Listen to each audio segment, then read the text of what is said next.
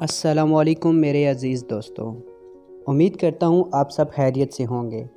مجھ نہ چیز کو کہتے ہیں بشارت محمود۔ آج میں آپ کو بتاؤں گا عید الفطر کی نماز کیسے پڑھنی ہے، یعنی عید الفطر کی نماز پڑھنے کا مسنون طریقہ۔ یہاں میں آپ کو بتاتا چلوں کہ گھر سے کچھ میٹھا کھا کر عیدگاہ نماز پڑھنے کے لیے جانا سنت ہے۔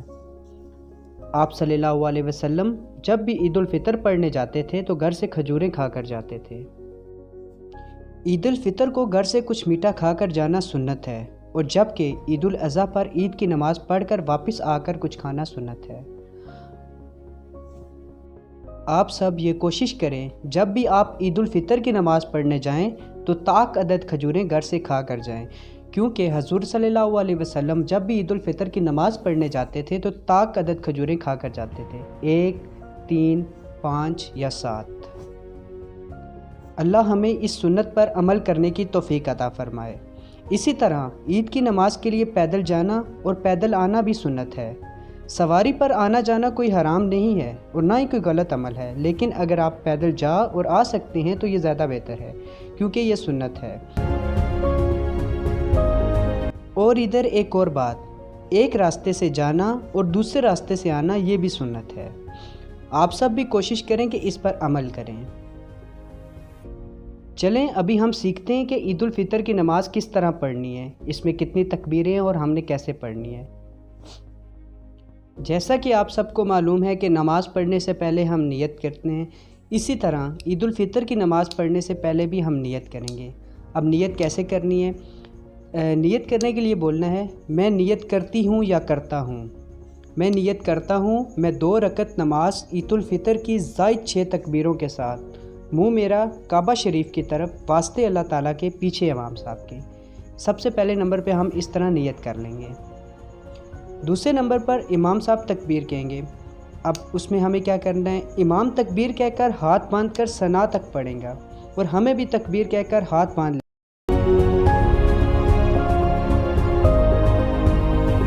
تیسرے نمبر پہ آتا ہے کہ پہلی تکبیر کہہ کر ہاتھ کانوں تک اٹھا کے چھوڑ دینا ہے۔ جب امام صاحب پہلی تکبیر کہیں گے تو ہم نے ہاتھ کانوں کے لگانے ہیں اور پھر چھوڑ دینے ہیں۔ سیم اسی طرح ہمیں دوسری تکبیر میں بھی کرنا ہے، ہاتھ کانوں تک لگانے ہیں پھر چھوڑ دینے ہیں۔ تیسری تکبیر کہہ کر ہاتھ کانوں تک اٹھا کر باندھ لینے ہیں ہمیں۔ اس کے بعد امام صاحب سورۃ فاتحہ اور کوئی سورت پڑھیں گے اور رکوع سجدہ کر کے پہلی رکعت مکمل ہوگی۔ اب 5ویں نمبر پہ دوسری رکعت آتی ہے جو ہمارا پوائنٹ نمبر 5 ہے۔ دوسری رکعت کے لیے اٹھتے ہی امام صاحب سورۃ فاتحہ اور کوئی سورت پڑھیں گے، اور اس کے بعد رکوع میں جانے سے پہلے زائد تکبیریں ہوں گی، 3 تکبیریں ہوں گی۔ وہ پہلی تکبیر کہہ کر ہاتھ کانوں تک اٹھا کے چھوڑ دینا ہے ہمیں، دوسری تکبیر کہہ کر ہاتھ کانوں تک اٹھا کے چھوڑ دینا ہے، تیسری تکبیر کہہ کر ہاتھ کانوں تک اٹھا کے چھوڑ دینا ہے۔ مطلب اس میں ہمیں تینوں تکبیروں میں ہاتھ کانوں کو لگا کے چھوڑ دینے ہیں۔ یہاں تک زائد تکبیریں مکمل ہو گئی ہیں۔ اب اس کے بعد ہاتھ اٹھائے بغیر تکبیر کہہ کر رکوع میں جائیں گے، اور بس آگے نماز دوسری نمازوں کی طرح ہم رکوع کریں گے، پھر سجدے کریں گے، سجدے کے بعد ہم قیام کرنا ہے، اسی طرح سلام پھیر دیں گے، عام نماز کی طرح آگے نماز ہوگی۔ دعا ہے اللہ تعالیٰ سے کہ ہم سب کو اس پر عمل کرنے کی توفیق عطا فرمائے، اور اس عید کے بابرکت موقع پر ہم سب کو اپنے حفظ و امان میں رکھے، اور یہ کرونا جیسے موذی مرض سے ہمیں نجات فرمائے۔ آج میں نے آپ کو بتایا کہ عید الفطر کیسے پڑھنی ہے، اور اس کا سارا طریقہ میں نے آپ کو بتایا۔